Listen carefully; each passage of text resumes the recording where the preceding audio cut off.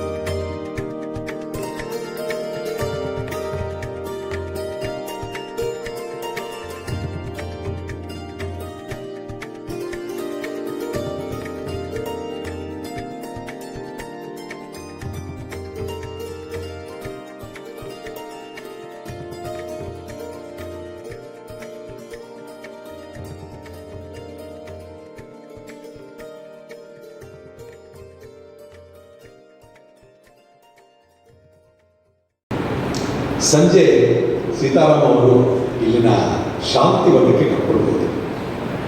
ಯೋಗ ಮತ್ತು ಶಾಂತಿವನ ಅನ್ನೋದು ಅದು ಪ್ರಕೃತಿ ಚಿಕಿತ್ಸೆಯ ಒಂದು ಆಲಯವೇ. ಒಂದು ಕಡೆ ಧರ್ಮ ಕ್ಷೇತ್ರವಾದರೆ ಇನ್ನೊಂದು ವೈದ್ಯ ಕ್ಷೇತ್ರದಲ್ಲಿ ಒಂದು ಧರ್ಮಕ್ಷೇತ್ರ. ಆ ಶಾಂತಿವನದ ಒಳಗೆ ಕಾಲಿಟ್ಟಾಗಿಂದ ಸುಮಾರು 2.5 ಗಂಟೆ ನಾನು ಎಲ್ಲವನ್ನೂ ನೋಡಕ್ಕೆ ಬರಬೇಕಾಯ್ತು. ಸೀತಾರಾಮ್ ಅವರೆಲ್ಲ ಕಡೆ ಕರ್ಕೊಂಡು ತೋರಿಸಿದ್ರು. ವಿಷಯದಲ್ಲಿ ಸಣ್ಣ ವಿಷಯದಿಂದ ಹಿಡಿದು ಅದರ ಸಂಪೂರ್ಣವಾದಂಥ ಬೆಳವಣಿಗೆವರೆಗೂ ಎಂಥ ಒಂದು ಆಯೋಜನೆ ಇದೆ, ಪ್ರೀತಿ ಇದೆ. ನಮ್ಮ ಸಮಾಜದಿಂದ ನಾವೆಲ್ಲರೂ, ನಮ್ಮ ಹಿರಿಯರು, ಅದರ ಹಿಂದಿನವರು, ಜನರೇಷನ್ಸ್ ಎಲ್ಲರೂ ಅಚ್ಚುಕಟ್ಟಾಗಿ ಪಾಲಿಸ್ಕೊಂಡು ಬರ್ತಾ ಇರೋದು ಮನುಷ್ಯ ಮತ್ತು ಪ್ರಕೃತಿಯ ಒಂದು ಸಂವಾದ. ಆ ಪ್ರಕೃತಿ ಜೊತೆಯಾಗಿ ನಾವು ಜೀವನ ಮಾಡೋದು ಅನ್ನೋದು ಈ ನಮ್ಮ ಹಿಂದಿನ ಸಮಾಜದಲ್ಲಿ ಅತ್ಯಂತ ಸಹಜವಾದ ವಿಷಯ ಆಗುತ್ತೆ.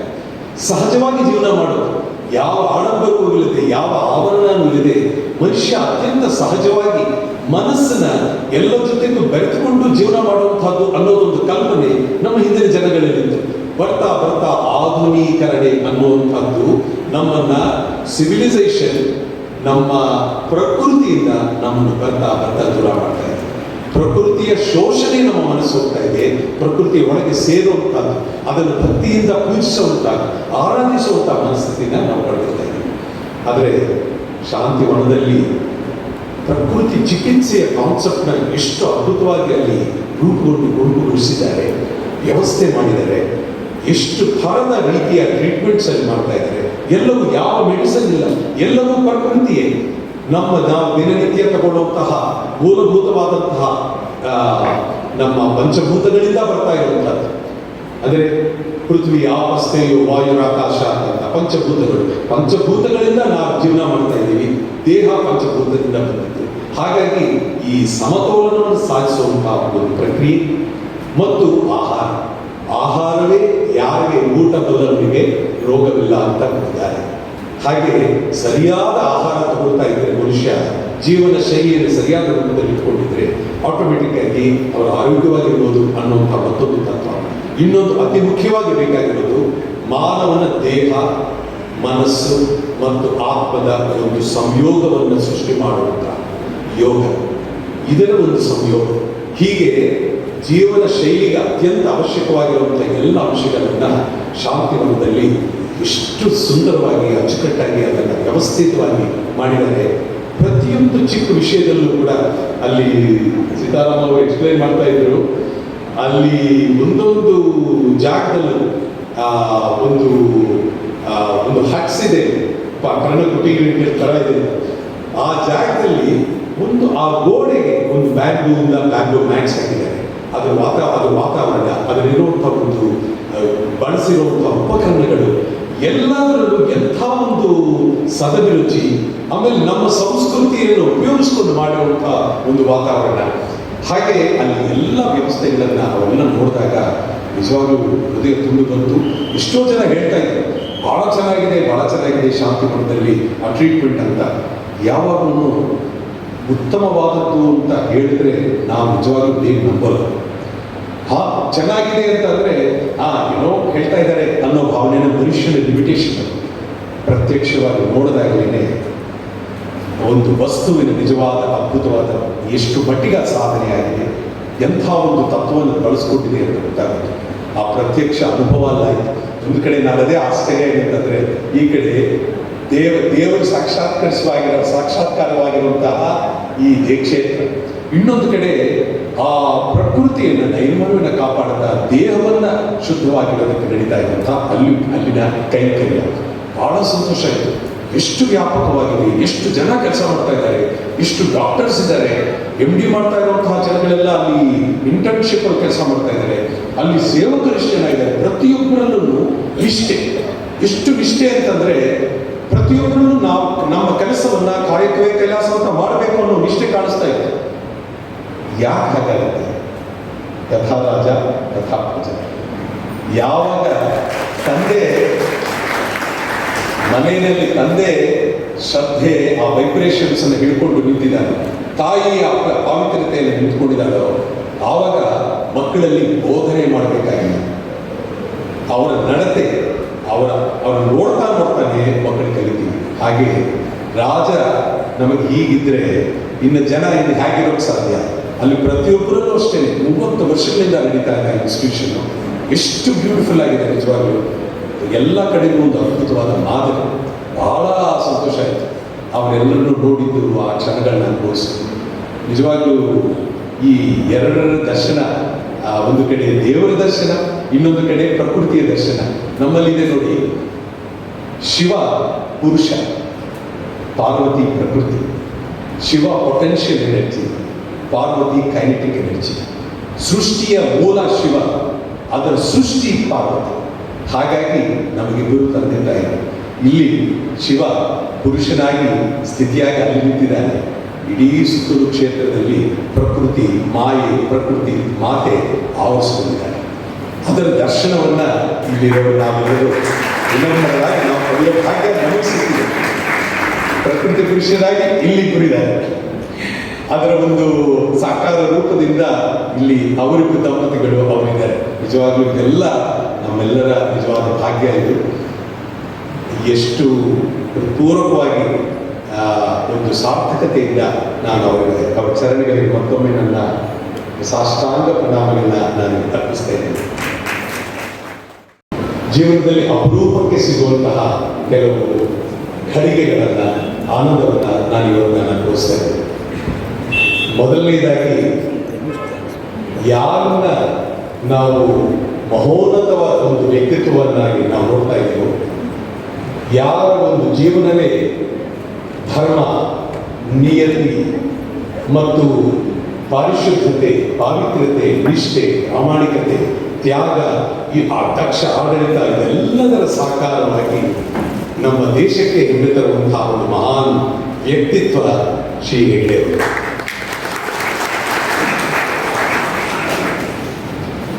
ಅವರ ಸಮಕ್ಷಮದಲ್ಲಿ ಉಪಸ್ಥಿತರಾಗಿ ಅವ್ರ ಜೊತೆ ಇರೋದೇ ಒಂದು ಪುಣ್ಯ.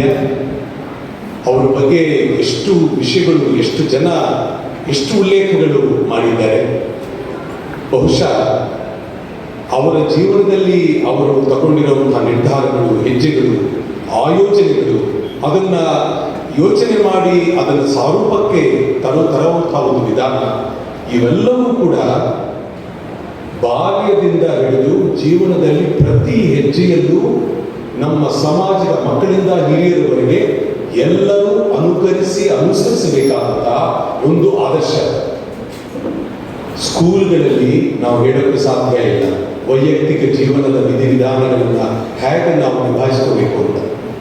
ಬಹುಶಃ ಅವರ ಜೀವನವನ್ನು ನಾವು ನೋಡಿ, ಅವರ ಒಂದು ರೀತಿಯನ್ನು ನಾವು ನೋಡಿದ್ರೆ, ಮ್ಯಾನೇಜ್ಮೆಂಟ್ ಇಂಡಸ್ಟ್ರಿ, ಮ್ಯಾನೇಜ್ಮೆಂಟ್ಗಳ ಇನ್ಸ್ಟಿಟ್ಯೂಷನ್ಸ್ ಏನೇನಿದೆಯೋ, BPM, IBM ಅಂತ ಏನೇನಿದೆಯೋ ಈ ವಿಶ್ವದಲ್ಲಿ, ಪ್ರತಿಯೊಬ್ಬರು ಕೂಡ ಅವರ ಜೀವನ ಚರಿತ್ರೆಯನ್ನು ಮೊದಲೊಂದು ಸಲ ಓದ್ಬಿಟ್ರೆ ಬಹುಶಃ ಎಲ್ಲರೂ ಅತ್ಯಂತ ಪ್ರಾವೀಣ್ಯತೆ ಪಡೆಯಬಹುದು ಅಂತ ಕಾಣುತ್ತೆ.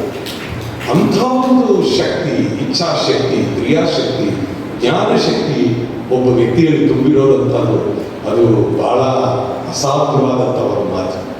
ನಿಜವಾಗ್ಲೂ ಎಷ್ಟೋ ವರ್ಷಗಳಿಂದ ಅವರನ್ನ ನೋಡ್ತಾ ಇದ್ದೀವಿ, ಅಭಿಮಾನಿಸ್ತಾ ಬೆಳೀತಾ ಇದ್ದೀವಿ. ಅವರು ನಮಗೆ ಹಲವಾರು ಅವಕಾಶಗಳನ್ನು ಕೊಟ್ಟಿದ್ದಾರೆ. ಲಕ್ಷ ದೀಪೋತ್ಸವದಲ್ಲಿ ಇಲ್ಲಿ ಮೊದಲನೇ ಒಂದು 64ನೇ ಸಾಹಿತ್ಯ ಸಮ್ಮೇಳನ ನಡೆಯುತ್ತೆ. ಅದರಲ್ಲಿ ನಾನು ನನ್ನ ಧರ್ಮಪತ್ನಿ ನೃತ್ಯ ಮಾಡುವಂತಹ ಒಂದು ಅವಕಾಶ ಆವಾಗ ಲಭಿಸಿದೆ. ಆವಾಗ ಕೂಡ ಇದೇ ರೀತಿ ಕುಂಚ ಮತ್ತು ನೃತ್ಯ ಅಂತ ನಾವು ಒಂದು ಕಾರ್ಯಕ್ರಮವನ್ನು ನಾವು ಮಾಡಿದ್ವಿ. ಸಾಹಿತ್ಯ ಮತ್ತು ಕುಂಚ ಅಲ್ಲಿ ವರ್ಮಾ ಅವರು ಆ ದಿನ ಇಲ್ಲಿ ಭಾಗವಹಿಸಿದ್ರು. ಅಲ್ಲಿಂದ ಹಲವು ಸಮಾರಂಭಗಳಲ್ಲಿ ನಾನು ಭಾಗವಹಿಸಿದ್ದೀನಿ. ಅವರು ಯೋಚನೆ ಮಾಡುವ ರೀತಿಯೇ ಒಂದು ವಿಲಕ್ಷಣ. ಅದರಲ್ಲಿ ಒಂದು ಅಚ್ಚುಕಟ್ಟಿರುತ್ತೆ, ಬಹಳ ಅದ್ಭುತವಾದ ಒಂದು ಆಯೋಜನೆ ಇರುತ್ತೆ. ಅದನ್ನು ಸಾಕಾರಗೊಳಿಸುವಲ್ಲಿ ಎಷ್ಟು ಜನಕ್ಕೆ ಇನ್ಸ್ಪೈರ್ ಮಾಡ್ತಾರೋ, ಪ್ರತಿಯೊಬ್ಬ ಹೃದಯದಲ್ಲೂ ಕೂಡ ಅವರಲ್ಲಿರುವಂತಹ ತುಡಿತ, ಆ ಪಾವಿತ್ರತೆ, ಆ ಚಿತ್ ಶಕ್ತಿ ಅನ್ನೋದು ಬಹಳ ವಿಶೇಷ. ಅದರ ಒಂದು ಪ್ರಭಾವ ಎಲ್ಲರಿಗೂ ಅದು ಸಮೀಪಿಸುತ್ತೆ, ಎಲ್ಲರಲ್ಲೂ ಉತ್ತೇಜನವನ್ನು ನೀಡುತ್ತೆ. ಪ್ರತಿಯೊಬ್ಬರು ಕೂಡ ಅವರಂತೆ ತಾವು ನಡಿಬೇಕು ಅನ್ನುವಂಥ ಒಂದು ಚೇತನವನ್ನ ನೀಡುವಂಥ ಒಂದು ಕ್ರಿಯೆಯನ್ನು ಅವರು ಮಾಡ್ತಾರೆ. ನಿಜವಾಗ್ಲೂ ಇಲ್ಲಿ ಬಂದಾಗಲೆಲ್ಲ ಅನುಭೂತಿ ಪಡೆದು ನಾವು ಬರ್ತಾ ಇದ್ದೇವೆ. ಇಡೀ ಕರ್ನಾಟಕ, ನಮ್ಮ ರಾಜ್ಯ ಹೆಮ್ಮೆ ಪಡುವಂತಹ ಒಂದು ಚೇತನ ಶಕ್ತಿ. ಧರ್ಮ, ಸಮಾಜ ಮತ್ತು ಜನಸಾಮಾನ್ಯರ ಜೀವನ, ಇದರ ಎಲ್ಲವನ್ನು ಸಮನ್ವಯಗೊಳಿಸ್ತಾ ಇರುವಂತಹ ನಡೆಯುವಂಥ ಒಂದು ಯೋಚನೆ ಇದೆಯಲ್ಲ, ಅದು ಅಪರೂಪ. ಕೆಲವೇ ವಿಭಾಗಗಳಲ್ಲಿ ಇರ್ತಾರೆ. ಅಧ್ಯಾತ್ಮದವರು ಅಧ್ಯಾತ್ಮ ಕ್ಷೇತ್ರದಲ್ಲಿ ಇರ್ತಾರೆ, ಅಥವಾ ಒಂದು ಸಮಾಜೋದ್ಧಾರದ ಕೆಲಸ ಮಾಡಬೇಕಾಗಿರೋರು ಅಲ್ಲಿರ್ಬೇಕಾಗುತ್ತೆ. ಆದರೆ ಎಲ್ಲೂ ಕೂಡ ನಾವು ಅದರಲ್ಲಿ ಪ್ರಾಮಾಣಿಕತೆಯನ್ನು ನಾವು ನೋಡೋಲ್ಲ, ನಿಷ್ಠೆಯನ್ನು ನೋಡಲ್ಲ, ತಾದಾತ್ಮತೆಯನ್ನು ನೋಡಲ್ಲ, ಸಮರ್ಪಣೆಯನ್ನು ನೋಡೋಕ್ಕೆ ಸಾಧ್ಯ ಇಲ್ಲ. ಅವು ಎಲ್ಲವೂ ಕೂಡ ಹಿರಿಯರ ಗುರುಗಳಲ್ಲಿ ಅದನ್ನು ನಾವು ನೋಡ್ತೀವಿ. ಅದು ನಿಜವಾಗಲೂ ನಮ್ಮೆಲ್ಲರ ನಿಜವಾದ ಪುಣ್ಯ. ಅದು ನಮ್ಮ ಹಿಂದಿನ ಜನಕ್ಕೂ ಮತ್ತು ಮುಂದಿನ ಜನಕ್ಕೂ ಕೂಡ, ಪೀಳಿಗೆಗಳು ಕೂಡ ಒಬ್ಬ ಮಹಾನ್ ದಾರ್ಶನಿಕನ ಒಂದು ಜೀವನದ ಒಂದು ದರ್ಶನವನ್ನು ನಾವು ನೋಡಿ ಕಲಿಯುವಂಥದ್ದು ಬಹಳ ಇದೆ. ಅದು ಮೊದಲನೇ ರೀತಿಯಲ್ಲಿ ಬಂದಾಗಲೆಲ್ಲ ಅನುದಾನ. ಇನ್ನೊಂದು, ಧರ್ಮಸ್ಥಳಕ್ಕೆ ಕಾಲಿಟ್ಟಾಗ ಎಲ್ಲರಿಗೂ ಅನುಭವ ಆಗುವಂಥದ್ದು ಇಲ್ಲಿರುವಂತಹ ಪಾವಿತ್ರತೆ, ಪರಿಶುದ್ಧತೆ, ಸ್ವಚ್ಛತೆ, ನಿರ್ಮಲತೆ. ಅಂದರೆ ಈ ಎಲ್ಲ ಶಬ್ದಗಳನ್ನ ನಾವು ತುಂಬ ಮನಸ್ಸಿಟ್ಟು ಯೋಚನೆ ಮಾಡಬೇಕು. ನಿರ್ಮಲ ಅನ್ನೋದು ಸುಲಭದ ಶಬ್ದ ಅಲ್ಲ. ಸ್ವಚ್ಛತೆ, ಬಾಹ್ಯ ಸ್ವಚ್ಛತೆ, ಆಂತರಿಕ ಸ್ವಚ್ಛತೆ, ಇವೆಲ್ಲವೂ ಕೂಡ ಬಹಳ ಆಳವಾಗಿ ಯೋಚನೆ ಮಾಡುವಂಥ ವಿಷಯ. ಯಾವ ಲಕ್ಷಾಂತರ ಮಂದಿ ಜನ ಬಂದು ಓಡಾಡುವಂತಹ ಒಂದು ಜಾಗದಲ್ಲಿ ಇಷ್ಟು ಪರಿಶುದ್ಧತೆ, ಇಷ್ಟು ಪಾವಿತ್ರತೆ, ಪ್ರತಿಯೊಬ್ಬರ ಮನಸ್ಸಿನಲ್ಲೂ ಕೂಡ ಇಲ್ಲಿ ನಾನು ಎರಡು ನಿಯಮಬದ್ಧವಾಗಿ ನಡ್ಕೋಬೇಕು, ಪವಿತ್ರತೆಯಿಂದ ನಡ್ಕೋಬೇಕು ಅನ್ನೋ ಒಂದು ಭಾವನೆ ಆ ಇಡೀ ಕ್ಷೇತ್ರದ ವೈಬ್ರೇಷನ್ನಲ್ಲಿ. ಯಾರಿಗೂ ಕೂಡ ಇಲ್ಲಿ ನಾವು ಈ ಕ್ಷೇತ್ರವನ್ನ ಒಂದು ಏನೋ ಗಲೀಜು ಮಾಡೋದಾಗಲಿ ಅಥವಾ ಬೇರೆ ಯೋಚನೆ ಆಗಲಿ ಮಾಡೋಕ್ಕೆ ಸಾಧ್ಯ ಇಲ್ಲ. ಕ್ಷೇತ್ರ ಒಳಗೆ ಬರ್ತಾ ಇದ್ದಂಗೆ ಬೇರೆ ಎಲ್ಲಾದ್ರೂ ಹೇಗಾದ್ರು ಇಲ್ಲಿ ಒಳಗೆ ಬರ್ತಾ ಇದ್ದಂಗೆ ಇಲ್ಲಿ ಒಂದು ವಾತಾವರಣದ ಪಾವಿತ್ರತೆ ನಮ್ಮ ವೈಬ್ರೇಷನ್ಸ್ ತಟ್ಟುತ್ತೆ.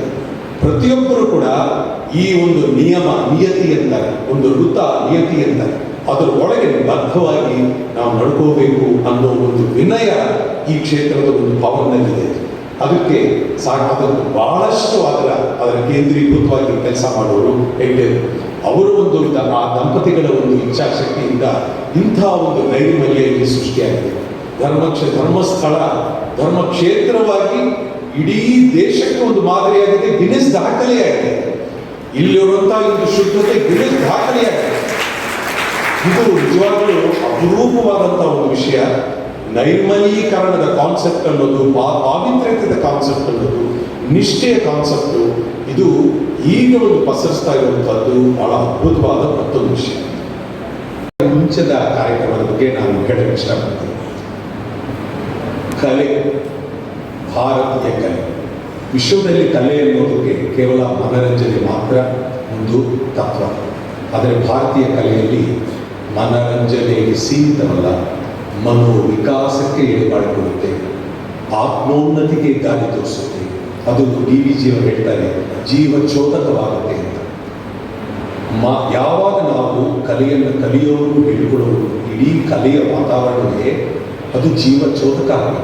ಅಂದರೆ ನಮ್ಮ ಮನಸ್ಸನ್ನು ಸಾಧಾರಣ ಮಟ್ಟದಿಂದ ಮೇಲೆ ತಗೊಂಡು ಹೋಗಿ ಉತ್ತಮವಾದಂಥ ವಿಷಯಗಳಿಗೆ ನಮ್ಮನ್ನು ಕರ್ಕೊಂಡು ಹೋಗುವಂಥದ್ದು ಅದು ಕಲೆಯ ಉದ್ದೇಶ.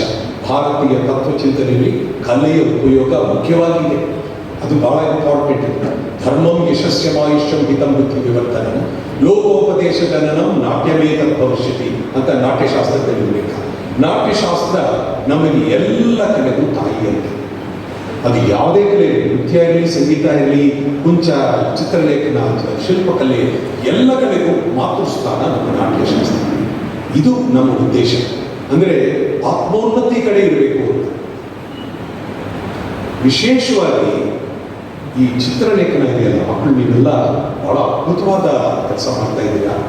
ಒಂದೊಂದು ಚಿತ್ರದಲ್ಲೂ ನೋಡ್ತಾ ಇದ್ರೆ ಅದರಲ್ಲಿರುವಂಥ ಒಂದು ಸ್ಪಂದನೆ, ಅದರಲ್ಲಿರುವಂಥ ಒಂದು ಭಾವ, ನೀವು ಬಳಸಿರುವಂಥ ಟೆಕ್ನಿಕ್, ತಂತ್ರ, ಲೇಖನದ ರೇಖೆಗಳು ಮತ್ತು ಅದನ್ನು ಕೊಡ್ತಾ ಇರುವಂಥ ಶೇಡ್ಸ್, ಅದೆಲ್ಲವೂ ಕೂಡ ಅದು entire scheme of colours and presentation ಏನಿದೆ, ಅದು ನೋಡ್ತಾ ಇದ್ದಂಗೆ ಒಂದು ಕ್ಷಣದಲ್ಲಿ ಆ ಜಾಗದ ಒಂದು ಶಕ್ತಿಯನ್ನ ನಾವು ಮುಂದೆ ತರ್ತಾ ಇದ್ದೀವಿ. ಅಷ್ಟು ಸುಂದರವಾಗಿದೆ ಪ್ರತಿಯೊಂದು ಅಲ್ಲಿರುವಂತಹ ಪೇಂಟಿಂಗ್ ಅನ್ನು. ಎಲ್ಲ ಮಕ್ಕಳು ನಿಜವಾಗ್ಲೂ ಅದು ಬಹಳ ಅವರ ಪ್ರತಿಭೆಗೆ ದ್ಯೋತಕವಾಗಿ ಅಲ್ಲಿ ಪ್ರತಿಯೊಂದು ಚಿತ್ರವೂ ಅಲ್ಲಿ ಕಾಣ್ತಾ ಇದೆ. ಈ ಸಲದ ಒಂದು ಸಬ್ಜೆಕ್ಟು ಕಿನಾರೆ ಅಂತ ಹೇಳಿದ್ರು. ಕೆಲವಂತೂ ಬಹಳ ಅದ್ಭುತವಾಯಿತು, ಗುರುಗಳು ನೋಡಿ ಆನಂದ ಪಡ್ತಾ ಇದ್ರು. ಕೆಲವು ಒಂದು ಕಡೆ ಸ್ಫೋಟಿಸುತ್ತಾ ಇರುವಂಥ ಸಾಗರವನ್ನು ತೋರಿಸಿದ್ರೆ, ಇನ್ನೊಂದು ಕಡೆ ನಿರ್ಮಲವಾಗಿರುವಂತಹ ಸಾಗರ, ಇನ್ನೊಂದು ಕಡೆ ತಾನೇ ಬಂದು ಬಂಡೆಗಳನ್ನು ಅಪ್ಪಳಿಸುವಂತಹ ಅಲೆಗಳು ಹಿಂದೆ ನಿಧಾನಕ್ಕೆ ಹಿಂದೆ ಹೋಗ್ತಾ ಇದೆ. ಅದು ಬಂದು ಅಪ್ಪಳಿಸುವಂತಹ ಶಕ್ತಿ ಇದೆ, ಅದು ಹಿಂದೆ ಹೋಗ್ತಾ ಇರುವಂತಹದ್ದು ನಿರ್ಗಮನ, ಆಗಮನ ನಿರ್ಗಮನ ಎರಡೂ ಭಾವನೆಗಳನ್ನು ತುಂಬಿರುವಂತಹ ಒಂದು ಪೇಂಟಿಂಗ್ ಇದೆ ಇಲ್ಲಿ. ಹೀಗೆ ಪ್ರತಿಯೊಂದು ಕೂಡ ಬಹಳ ಅದ್ಭುತವಾದಂತಹ ಒಂದು ಕೆಲಸ. ಇದರ ಸಬ್ಜೆಕ್ಟ್ಸೇ ಬಹಳ ಅದ್ಭುತವಾಗಿ ಯೋಚನೆ ಮಾಡಿ ಕೊಡ್ತಾ ಇದ್ದಾರೆ. ನೀವು ನೋಡಿರ್ಬೋದು. ಇಲ್ಲಿ ಪುರಾಣವಿದೆ, ಸಂಸ್ಕೃತಿ ಇದೆ, ನಮ್ಮ ಧರ್ಮ ಇದೆ, ಜೊತೆಗೆ ಸಾಮಾಜಿಕ ಪ್ರಜ್ಞೆ ಇದೆ, ಮನಸ್ಸಿದೆ, ವಿಜ್ಞಾನವಿದೆ. ಎಷ್ಟು ವಿಷಯಗಳನ್ನು ನಾನು, ನನ್ನ ಕನಸು, ವಿಜ್ಞಾನ ಇತ್ಯಾದಿ.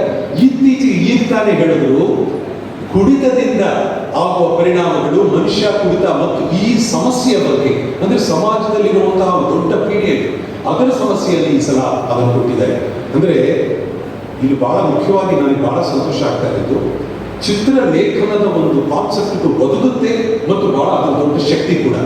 ಪೌರಾಣಿಕ ಕಥೆಗಳನ್ನು ನಾವು ಸಬ್ಜೆಕ್ಟ್ ಆಗಿ ತಗೋಬಹುದು, ಪ್ರಕೃತಿ ಸೌಂದರ್ಯವನ್ನು ಸಬ್ಜೆಕ್ಟ್ ಆಗಿ ತಗೋಬಹುದು, ಜೊತೆಗೆ ಸಮಾಜದ ವಿಷಯಗಳನ್ನು ಸಬ್ಜೆಕ್ಟ್ ಆಗಿ ತಗೋಬಹುದು, ಸಮಾಜದಲ್ಲಿರುವಂತಹ ಒಂದು ಶೋಷಣೆಗಳು, ಸಮಸ್ಯೆಗಳನ್ನು ಕೂಡ ಸಬ್ಜೆಕ್ಟ್ ಆಗಿ ತಗೋಬಹುದು.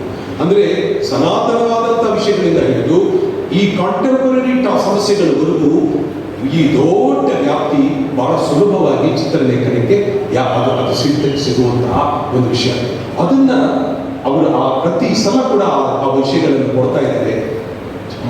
ಈ ಮಕ್ಕಳಲ್ಲಿ ವಿಶೇಷವಾಗಿ ಅದರ ಒಂದು ಪ್ರಜ್ಞೆಯನ್ನು ಬೆಳೆಸ್ತಾ ಇದ್ದಾರೆ. ಬಹಳ ಮುಖ್ಯವಾಗಿ ಆಯ್ಕೆ ಬಹಳ ಮುಖ್ಯ, ವಸ್ತುವಿನ ಆಯ್ಕೆ ಬಹಳ ಮುಖ್ಯ.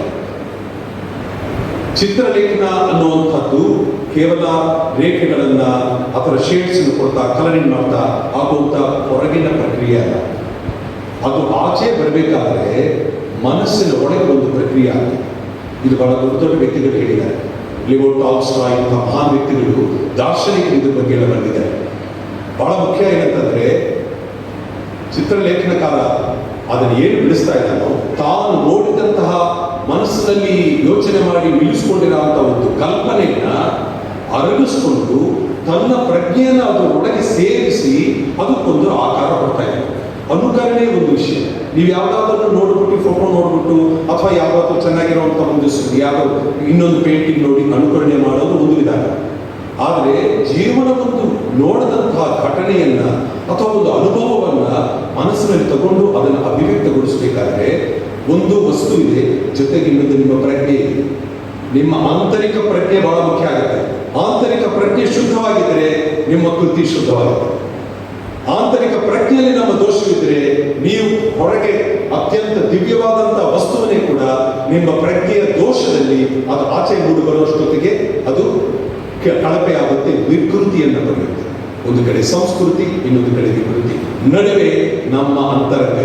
ಹಾಗಾಗಿ ಬಹಳ ಮುಖ್ಯ ಏನಂತಂದ್ರೆ, western concept of painting and drawing, Indian concept ಮುಖ್ಯವಾದ ವಿಷಯ ಏನಂತಂದ್ರೆ, ಸಮಾಜದಲ್ಲಿ ಏನ್ ನೋಡಿದ್ರು ನನ್ನ ಮನಸ್ಸು ತೋಚದಂಗೆ, ಅಂದ್ರೆ ಅದು ವಿಕೃತಿ ಆಗಿದ್ರು ಕೂಡ ಲೇಖಿಸುತ್ತೇನೆ ಅನ್ನೋದು ವೆಸ್ಟರ್ನ್ ಕಾನ್ಸೆಪ್ಟ್ ಆಗಿರುತ್ತೆ. ಕಲೆ ಕಲೆಗಾಗಿ ಅಂತ, ಕಲೆ ಕಲೆಗಾಗಿ ಆಗೋ ಸಾಧ್ಯ ಇಲ್ಲ. ಕಲೆ ಆತ್ಮೋನ್ನತಿಗೆ ಮಾತ್ರ. ಹಾಗಾಗಿ ನಮ್ಮ ಅಂತರಂಗವನ್ನ ನಾವು ಶುದ್ಧವಾಗಿಟ್ಕೊಳ್ಳುವಂಥದ್ದು. ಈ ನಾನು ಒಂದು ವಿಷಯ ಹೇಳಬೇಕು ಇಲ್ಲಿ. ಚಿಕ್ಕಂದಿನಿಂದ ನಾನು ಕಲೆಯನ್ನು ಪ್ರಾರಂಭ ಮಾಡಿದ್ದೇ ಚಿತ್ರಲೇಖನದಿಂದ. ನಂತರ ನಾನು ರಂಗಭೂಮಿ ನೃತ್ಯ ಕಲಾವಿದ. ನಾನು ಜೀವನವನ್ನು ಆರಂಭಿಸಿದ್ದೆ 2-3 ವರ್ಷಕ್ಕೆ ನಾನು ಚಿತ್ರಲೇಖನ ಮಾಡ್ತಾನೆ ನನ್ನ ಆರಂಭವಾದ ಕಲೆಯ ಸವೆತ ನನಗಾಯ್ತು. ಆವಾಗೆಲ್ಲ ದೇವರ ಚಿತ್ರಗಳನ್ನು ಬಿಡಿಸೋದೇ ನನಗೆ ಖುಷಿ. ಎಲ್ಲೆಲ್ಲಿ ಯಾವ ಗೋಡೆ ಸಿಕ್ಕಿದ್ರು ಚಾಕ್ ಪೀಸಲ್ಲೋ ಹೆಂಗೋ ನಾನು ಚಿತ್ರಲೇಖನ ಮಾಡ್ತಾ ಇದ್ದೆ. ನಂತರ ಬರೋಕ್ಕೆ ಸಾಕಾಯಿತು. ಹ್ಯೂಮನ್ ಫೀಲಿಂಗ್ಸ್ ಡೆಬಿಟ್ ಮಾಡಬೇಕು, ಈ ಥರ ಎಲ್ಲ ಪ್ರಕೃತಿ, ಈ ಥರ ಎಲ್ಲ ಡೆವಲಪ್ ಆಯಿತು. ಬಹಳ ಮುಖ್ಯ ಆಯಿತು ಒಂದು ಕಲೆಯ ತಂತ್ರಗಾರಿಕೆಯನ್ನು ಕಲಿಯುತ್ತೆ. ಮಕ್ಕಳು ತಂತ್ರಗಾರಿಕೆ ಅದನ್ನು ಶುದ್ಧವಾಗಿ ಅಭ್ಯಾಸ ಮಾಡಿ, ಜೊತೆಗೆ ಏನು ಆಯ್ಕೆ ಮಾಡಬೇಕು, ಯಾವ ರೀತಿ ಪ್ರಸ್ತುತ ಮಾಡಬೇಕು ಅನ್ನುವಂಥ ಮನಸ್ಸನ್ನು ಶುದ್ಧವಾಗಿಟ್ಕೊಳ್ಳೋದು.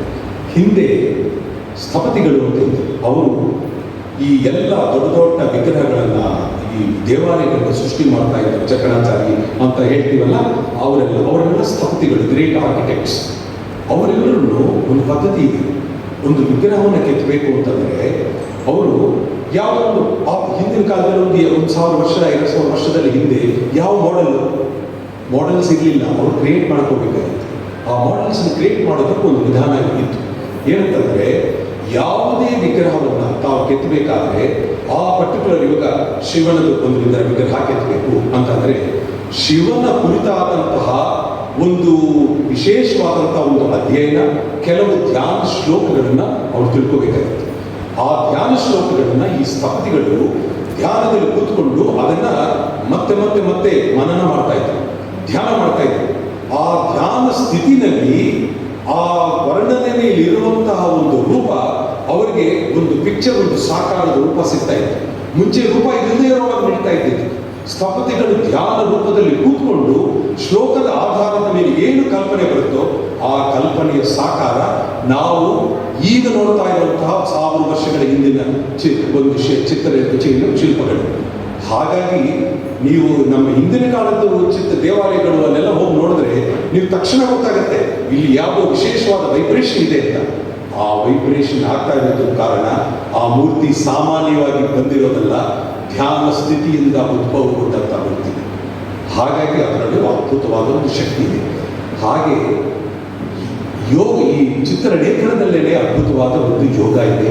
ನೀವೊಂದು ಆ ಚಿತ್ರಲೇಖನ ಮಾಡ್ತಾ ಮಾಡ್ತಾ ಮನಸ್ಸು ಎಲ್ಲ ಕಡೆಯಿಂದ ಎಲ್ಲ ಆ ಜಾಗಕ್ಕೆ ಬಂದು ಮಕ್ಕಳು ನೋಡಿ ಅದರ ಕಾನ್ಸಂಟ್ರೇಷನ್, ಏಕಾಗ್ರತೆ, ಧಾರಣ, ಧ್ಯಾನ, ಸಮಾಧಿ, ಯೋಗದಲ್ಲಿ ಹೇಳುವಂಥ ಆ ಸ್ಥಿತಿನ ಚಿಕ್ಕ ಮಕ್ಕಳಾದರೂ ಚಿತ್ರಲೇಖನ ಮಾಡ್ತಾರೆ, ಬೇಕಂತಾರೆ. ನೃತ್ಯ ಮಾಡೋ ಕಲೆಯಲ್ಲಿರುವಂಥ ಮಕ್ಕಳು ಸುಮಾರು ವರ್ಷ ಬೇಕಾಗುತ್ತೆ ಆ ಸ್ಥಿತಿ ತಲುಪಕ್ಕೆ. ಸಂಗೀತದಲ್ಲಿರೋ ಮಕ್ಕಳು ಕೂಡ ಬೇಗ ಕಲ್ಪನೆ. ಆದರೆ ಚಿತ್ರಲೇಖನ ಮಾಡ್ತಾ ಇರುವಂಥ ಮಕ್ಕಳು ಬಹಳ ಬೇಗ ಆ ಯೋಗ ಸ್ಥಿತಿಯನ್ನು ತಲುಪ್ತಾರೆ. ಆ ಒಂದು ಶಕ್ತಿ, ಆ ಏಕಾಗ್ರತೆ ಅದರಲ್ಲಿದೆ. ಅದನ್ನು ಮಾಡ್ತಾ ಮಾಡ್ತಾ ಬಹಳ ಬೇಗ ಅದು ಯೋಗದ ಸ್ಥಿತಿ ಅಂತಂದರೆ ಅಂತರಂಗದ ಒಳ ಹೋಗುವಂಥ ಒಂದು ಸ್ಥಿತಿಗೆ ಅಲ್ಲಿ ತಲುಪಕ್ಕೆ ಸಾಧ್ಯತೆ ಇದೆ.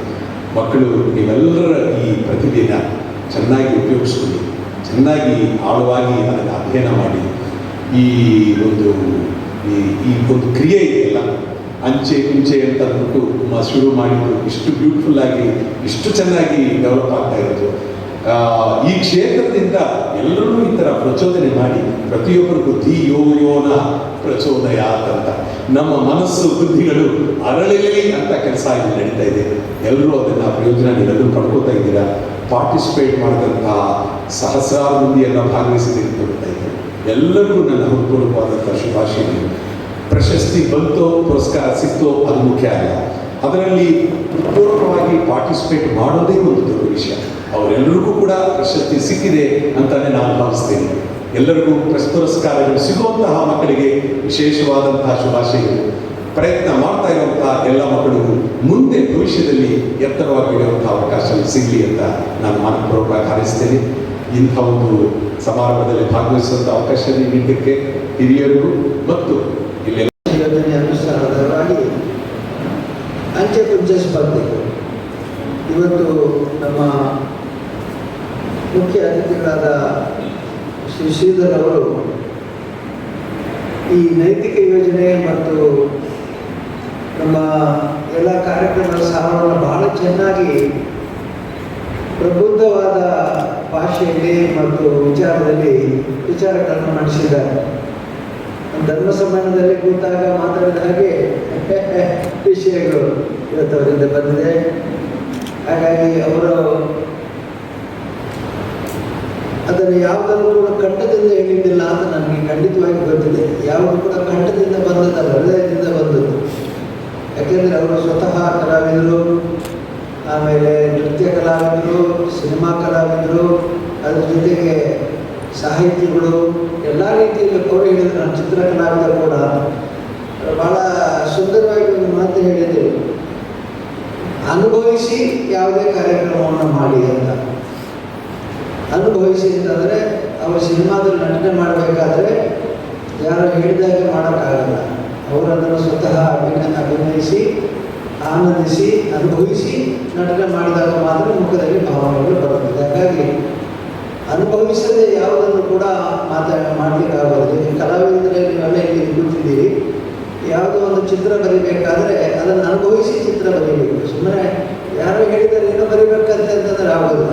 ಅವರು ಹೇಳಿದ ಹಾಗೆ ಕಣ್ಣು ಮುಚ್ಚಿ ಯೋಚನೆ ಮಾಡಿ ನಿದ್ದೆ ಮಧ್ಯರಾತ್ರಿಗೆ ಏನೋ ಒಂದು ಪ್ರೇರಣೆಯಾಗಿ ಬರೆದರೂ ಬರೀತಿರ್ಬೋದು. ಹಾಗಾಗಿ ಇಂತಹ ಒಂದು ಪ್ರೇರಣಾತ್ಮಕವಾದ ಮಾತನ್ನು ಭಾಳ ಚೆನ್ನಾಗಿ ಅವರು ಹೇಳಿದ್ದಾರೆ. ಇದರ ಜೊತೆಗೆ ಈ ಕಾರ್ಯಕ್ರಮದಲ್ಲಿ ಈ ಹಿಂದೆ ಸುಮಾರು 84ರಲ್ಲಿ ಅಂಚೆ ಕುಂಚೆ ಈ ಏನು ಕಾರ್ಯಕ್ರಮ ಇವತ್ತು ನಡೆದಿದೆ, ಈ ಕುಂಚದಲ್ಲಿ ಮಾರ್ಕಂಡೆಯವರು, ಈ ಕಡೆಯಿಂದ ಶೀಲಾ ದಿವಾಕರ್ ಅವರು ಹಾಡು, ಅಲ್ಲಿ ಮಕ್ಕಳ ನೃತ್ಯ, ಇದು ಮೂರನ್ನ ಮೊದಲನೇ ಬಾರಿ ಧರ್ಮಸ್ಥಳದಲ್ಲಿ ಪ್ರಸ್ತುತಪಡಿಸಿದವರು ಶ್ರೀಧರ್ ಅವರು. ನನಗೆ ಅವರು ನೆನಪಿರಲಿಲ್ಲ. ಇವತ್ತು ಶ್ರೀಮತಿ ಹೇಮಾವತಿ ಅವರಿಗೆ ನೆನಪಾಗಿ ಹೇಳಿದರು. ಫಸ್ಟ್ ನಾವು ಇಲ್ಲಿ ಎಕ್ಸ್ಪೆರಿಮೆಂಟ್ ಮಾಡಿದ್ದು, ಆಮೇಲೆ ಎಲ್ಲ ಕಡೆ ಆಯಿತು. ಮೋಹನ್ ಅವರು ಮೂಡುಬಿದ್ರೆಯಲ್ಲಿ ಮಾಡಿದ್ರು, ಎಲ್ಲ ಕಡೆ ಆಯಿತು. ಇವತ್ತು ಕೂಡ ನನಗೆ ಸ್ವಲ್ಪ ಗೊಂದಲನೇ ಆಯಿತು, ಇದು ಕಾರ್ಯಕ್ರಮ ಯಾಕಪ್ಪ ಮಾಡಿದ್ರು ಇವರು ಅಂತ. ಯಾಕಂದರೆ ಆ ಕಡೆ ನೃತ್ಯ ನೋಡಿದಾಗ ಇವರು ಹಾಗಿಲ್ಲ, ಈ ಕಡೆ ಚಿತ್ರಕಲೆ ಬಾಬುರವರು ನೋಡ್ಬಿಡುವ ಹಾಗಿಲ್ಲ. ಸಂಗೀತ ಅಂತ ಅದ್ಭುತವಾಗಿ ಅವರು ಶೀಲಾದಿವಾಕರ್ ಅದ್ಭುತವಾಗಿ ಮಾಡಿದರು. ಈ ಮೂರಲ್ಲಿ ಹೇಗೆ ಮಾಡಬೇಕು ಅಂತ ಅದು ಒಂದು ಕಲೆ. ಬಹುಶಃ ನಮ್ಗೆ ಆ ಕಲೆ ಬರ್ತದೆ, ಮೂರು ಕಡೆ ಹಂಚಿಕೊಂಡು ಅನುಭವಿಸೋಕೆ ಬರ್ತದೆ. ಬಹುಶಃ ಒಂದು ಮೂರನೇ ಎಲ್ಲರೂ ವಿಡಿಯೋ ಇದ್ದರೆ ಒಂದೊಂದೇ ನೋಡಬೇಕಷ್ಟೇ. ಆದರೆ ನೀವು ಮಕ್ಕಳು ಬಹಳ ಬೇಗ ಚುರುಕು ಇರ್ತೀರಿ, ನಮಗಿಂತ ನಮಗೆ ವಯಸ್ಸಾಗಿದ್ದ ಚುರುಕು ಮಕ್ಕಳು ನೀವು. ಇದನ್ನು ಬಹಳ ವೇಗವಾಗಿ ತಿಳ್ಕೊಳ್ಳಿಕ್ಕೆ ಆಗ್ತದೆ. ಬಹುಶಃ ನೀವು ಹೆಚ್ಚು ಇದನ್ನು ತಿಳ್ಕೊಂಡಿದ್ದೀರಿ, ಬಹಳ ವೇಗವಾಗಿ ಅರ್ಥ ಮಾಡ್ಕೊಂಡಿದ್ದೀರಿ ಅಂತ ನಾನು ತಿಳಿದಿದ್ದೇನೆ. ಇವತ್ತಿನ ಈ ಕಾರ್ಯಕ್ರಮದಲ್ಲಿ ಅಂಚೆಯಲ್ಲಿ ಆದಮೇಲೆ ಯಾಕೆ ಮಾಡಬೇಕು, ದೊಡ್ಡ ಬೋರ್ಡಲ್ಲಿ ಯಾಕೆ ಮಾಡಬಾರ್ದು, ಇಂತಹ ಬೋರ್ಡಲ್ಲಿ ಮಾಡಬಹುದು ಅಂತ. ಆದರೆ ಈ ಶತಮಾನಗಳ ಹಿಂದೆ, ಸಾವಿರಾರು ವರ್ಷಗಳ ಹಿಂದೆ ಈ ಗುಹೆಗಳಲ್ಲಿ ಕಲೆ ಬರೆದವರು, ಗುಹೆಗಳಲ್ಲಿ ಹೋಗಿ ಆ ಗ್ರಾಮೀಣರು ಕಲೆಯನ್ನು ಬರೆದರು. ಆಮೇಲೆ ಪ್ರತಿ ಒಂದು ಜನಾಂಗದಲ್ಲಿ ಕೂಡ ಏನೊಂದು ವಿಶಿಷ್ಟವಾದ ಕಲೆ ಇದೆ. ಇನ್ನೊಂದು ದೊಡ್ಡ ಪುಸ್ತಕ, ಒಂದು 500-600 ಪುಟದ ಪುಸ್ತಕ ನಾನು ಹಿಡ್ಕೊಂಡು ಬಂದಿದ್ದೇನೆ, ಭಾರತೀಯ ಜಾನಪದ ಕಲೆಗಳು ಅಂತ. ಇವು ಅದನ್ನು ನೋಡಿದ ತಲೆ ಕೆಟ್ಟು ಹೋಗುತ್ತೆ. ಯಾವುದೇ ವಿದ್ಯೆ ಇಲ್ಲದೆ, ಕಾಲೇಜಿನ ಯೂನಿವರ್ಸಿಟಿ ವಿದ್ಯೆ ಇಲ್ಲದೆ, ಯಾವುದೇ ಮಹತ್ವವಾದಂಥ ಸಾಧನೆ ಸುಮ್ಮನೆ ಅವ್ರ ಮನಸ್ಸಿಗೆ ಬಂದಂಗೆ ತೋರಿಸಿದೆ. ಇವರು ಹೇಳಿದ್ರಲ್ಲ, ಪ್ರಕೃತಿ ಜೊತೆ ಇರುವವರು ಅವರ ಮನಸ್ಸಿಗೆ ತೋರಿಸಿದಂತೆ ಚಿತ್ರ ಬರೆಯೋದು, ವಸ್ತುಗಳ ಮಣ್ಣಿನಿಂದಲೋ, ಮರದಿಂದಲೋ, ಲೋಹದಿಂದಲೋ, ಈಗ ಶಿಲೆಯಿಂದಲೋ ವಸ್ತುಗಳನ್ನು ತಯಾರಿಸ್ತಾರಲ್ಲ, ಅದ್ಭುತವಾಗಿ ಅವರು ತಯಾರಿಸ್ತಾರೆ.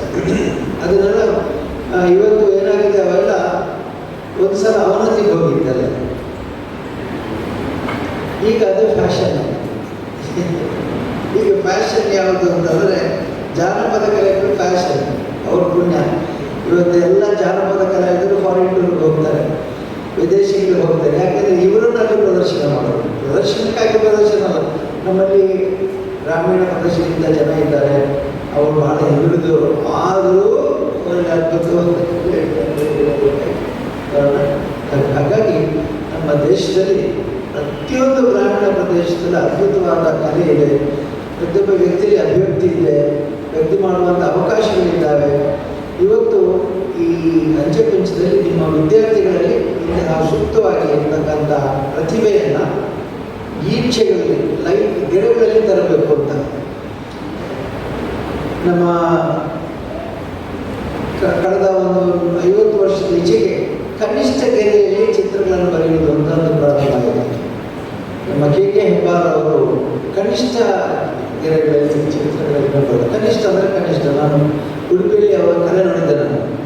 ಈಗ ಗಾಂಧೀಜಿದು ಬಹಳ ವಿಶೇಷವಾಗಿ ಬರೀ ಕನ್ನಡಕ ಬರೆದರೆ ಸಾಕು, ಗಾಂಧೀಜಿ ಹಾಕಿರ್ತಾರೆ.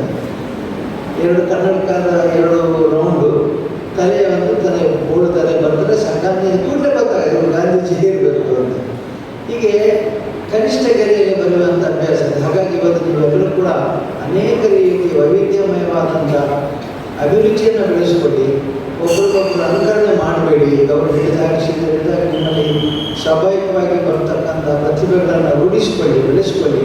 ಅದಕ್ಕೆ ಈ ಕಲಾ ಸ್ಪರ್ಧೆ ನಿಮಗೆ ಸ್ಫೂರ್ತಿಯಾಗಲಿ. ಯಾಕಂದರೆ ಈಗಾಗಲೇ 2,23,000 ಮಂದಿಯಲ್ಲಿ ಭಾಗವಹಿಸಿದ್ದಾರೆ. ಎಲ್ಲರಿಗೂ ಬಹುಮಾನ ಬರೋದಿಲ್ಲ, ಆದರೆ ಎಲ್ಲರೂ ಪ್ರಯತ್ನ ಮಾಡಿದರೆ ಖಂಡಿತ. 2,23,000ದಲ್ಲಿ ಒಂದು ವರ್ಷಕ್ಕೆ ಒಂದು ಕನಿಷ್ಠ ಹೆಚ್ಚು ಅಂತಂದರೆ ಒಂದು ಈ 500 ಮಂದಿಗೆ ಬಹುಮಾನ ಬಂದಿರ್ಬೋದು. ಉಳಿದವರು ಮೊದಲು ಗೀಟ ಹಾಕಿದ್ದು ಈಗ ಅವರ ಮೊಮ್ಮಕ್ಕಳಿಗೆ ಪಾಠ ಹೇಳಿಕೊಡ್ತಾ ಇರ್ಬೋದು, ಅದು ಅವರ ಮಕ್ಕಳಿಗೆ ಪಾಠ ಹೇಳಿಕೊಡ್ತಾ ಇರ್ಬೋದು. ಹಾಗಾಗಿ ಅವರಲ್ಲಿ ಕಲೆಯ ಪ್ರಕಾಶಕ್ಕೆ ಮತ್ತು ಕಲೆಯ ಬೆಳವಣಿಗೆಗೆ ಅದು ಪೋಷಕವಾಗಿರ್ಬೋದು. ಹಾಗಾಗಿ ಯಾವುದು ವ್ಯರ್ಥ ಆಗೋದಿಲ್ಲ. ಹಾಗಾಗಿ ನೀವೆಲ್ಲರೂ ಕೂಡ ಇವತ್ತು ಬಹಳ ಉತ್ಸಾಹದಿಂದ ಬೇರೆ ಬೇರೆ ಕ್ಯಾಟಗರಿ, ಪ್ರಾಥಮಿಕ, ಪ್ರೌಢ, ಕಾಲೇಜು, ಸಾರ್ವಜನಿಕ ವಿಭಾಗ, ಇಷ್ಟು ವಿಭಾಗದಲ್ಲಿ ನೀವು ಸ್ಪರ್ಧೆಯಲ್ಲಿ ಭಾಗವಹಿಸಿದ್ದೀರಿ. ಅದರಲ್ಲಿ ಬಹಳ ಚೆನ್ನಾಗಿ ಬರೆದಿದ್ದೀರಿ. ಇಲ್ಲಿ ಬಂದವರು ಕೆಲವು ಮಂದಿ, ಈ ಬರದೇ ಇದ್ದವರು 99 ಮಂದಿ, ಬಂದವರು ಕೇವಲ 1%. ಪರವಾಗಿಲ್ಲ, ನೀವೆಲ್ಲರೂ ಕೂಡ ಅಭಿನಂದನಾರ್ಹರು, ಅಭಿನಂದನೀಯರು. ಯಾಕೆಂದರೆ ನೀವು ಬಹಳ ವಿಶೇಷವಾಗಿ ಪ್ರತಿಭೆಯನ್ನು ಅದನ್ನು ನಿಲ್ಲಿಸಿ ವಿಶೇಷವಾಗಿ ಮೊದಲು ಬಂದವರಿಗೆ ಸ್ಕಾಲರ್ಶಿಪ್ ಇದೆ, ಮುಂದುವರಿಸಿದ್ರೆ ಸ್ಕಾಲರ್ಶಿಪ್ ಕೊಡುವ ಯೋಜನೆಯನ್ನು ಹಾಕೊಂಡಿದ್ದೇವೆ.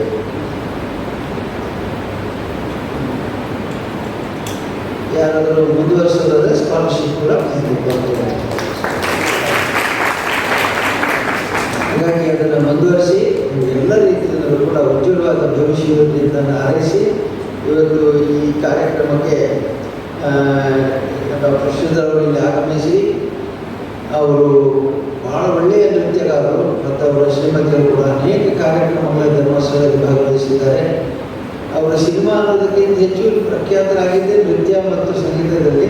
ಅದಕ್ಕಾಗಿ ಅವರನ್ನು ಅಭಿನಂದಿಸಿ ಇವತ್ತು ಸೀತಾರಾಮ್ ಮತ್ತು ಶಶಿಕಾಂತ್ ಅವರು ಭಾಳ ಚೆನ್ನಾದ ಕಾರ್ಯ ಸಂಯೋಜನೆ ಮಾಡಿದ್ದಾರೆ. ಒಳ್ಳೆಯ ನೃತ್ಯ ಸಂಯೋಜನೆ, ಒಳ್ಳೆಯ ಹಾಡುಗಾರಿಕೆಯ ಸಂಯೋಜನೆ ಮತ್ತು ಚಿತ್ರಕಲಾ ಸಭೆ ಭಾಳ ಚೆನ್ನಾಗಿ ಮಾಡಿದ್ದಾರೆ.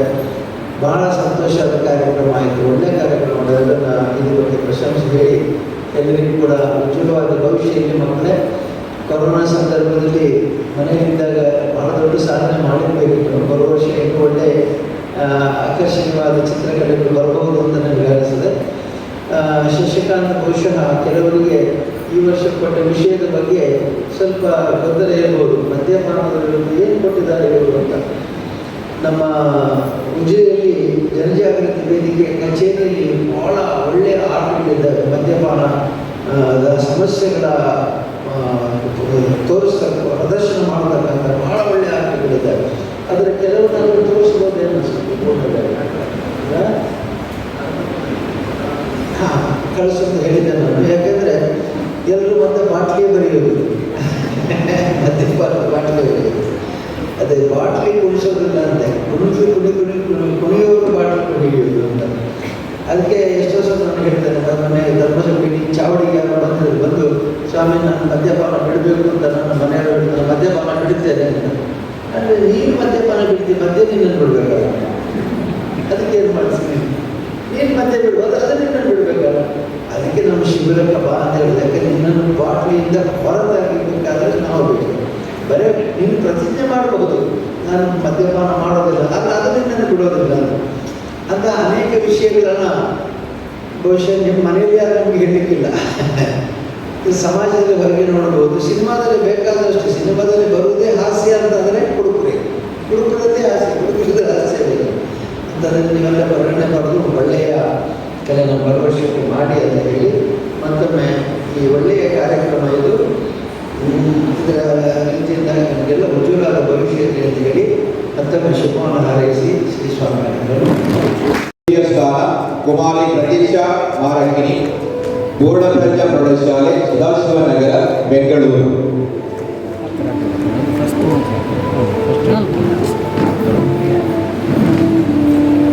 ಪ್ರೌಢಶಾಲೆ ವಿಭಾಗದಲ್ಲಿ ಪ್ರಥಮ ಸ್ಥಾನ ಪ್ರಸಾದ್ ಶ್ರೀಧರ ಮೇತ್ರಿ ಕಾಂತೇಯ ಪ್ರೌಢಶಾಲೆ, ಆವರ್ಸನ ಅಂಕೋಲ.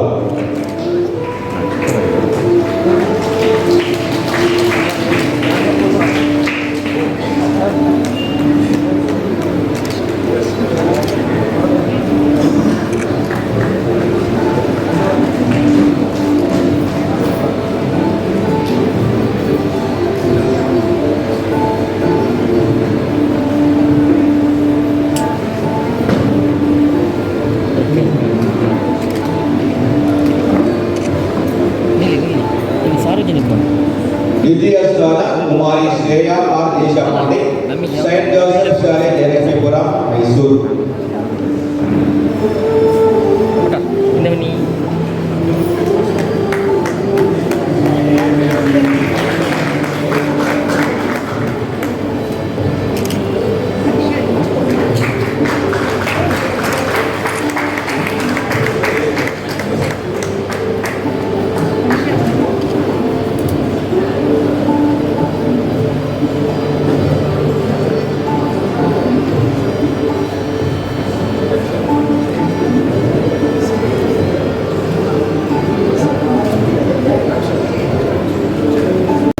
ಭಾರತೀಯ ವಿದ್ಯಾಭವನ ಶಾಲೆ, ಕೊಡಗು ವಿದ್ಯಾಲಯ, ಮಡಿಕೇರಿ.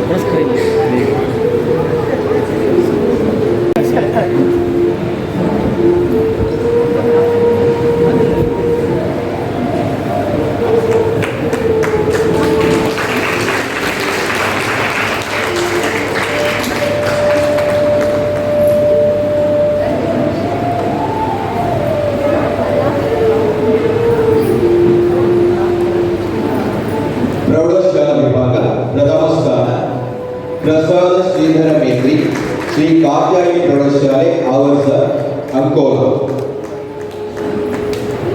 ದ್ವಿತೀಯ Kumari Shreya R Deshpande Saint Joseph ಶಾಲೆ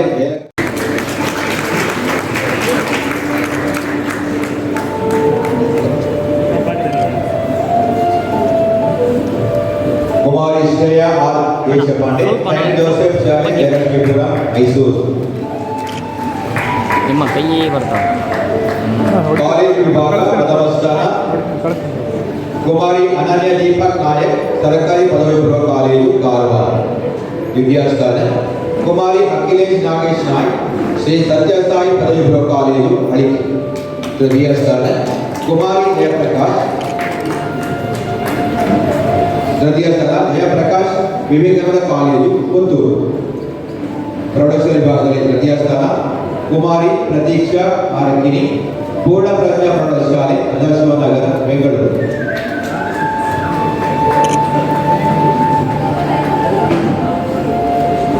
ಕಾಲೇಜು ವಿಭಾಗ ಪ್ರಥಮ ಸ್ಥಾನ ಕುಮಾರಿ ಅನನ್ಯ ದೀಪಕ್ ನಾಯಕ್ ಸರ್ಕಾರಿ ಪದವಿ ಪೂರ್ವ ಕಾಲೇಜು ಕಾರವಾರ.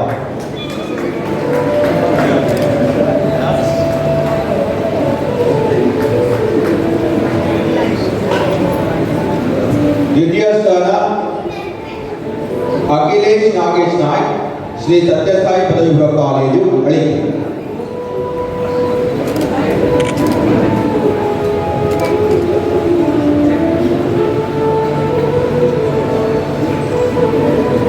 ಸಾರ್ವಜನಿಕ ವಿಭಾಗ ಪ್ರಥಮ ಸ್ಥಾನ ಶ್ರೀ ದಿನೇಶ್ ದೇವರಾಯ ಮೇತ್ರಿ ಆವರ್ಸ ಅಂಕೋಲ.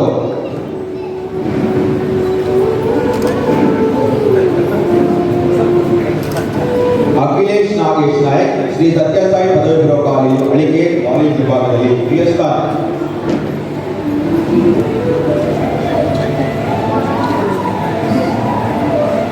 ಸಾರ್ವಜನಿಕ ವಿಭಾಗದಲ್ಲಿ ದ್ವಿತೀಯ ಸ್ಥಾನ ಶ್ರೀ ಲಕ್ಷ್ಮೀಕಾಂತ ವಾಸುದೇವ ನಾಯ್ಕ್ ಆವರ್ಸ ಅಂಕೋಲ. ತೃತೀಯ ಸ್ಥಾನ ಶ್ರೀ ರಾಜೇಶ್ ಟಿಎಸ್ ವಾದಿರಾಜನಗರ ಮಂಗಳೂರು.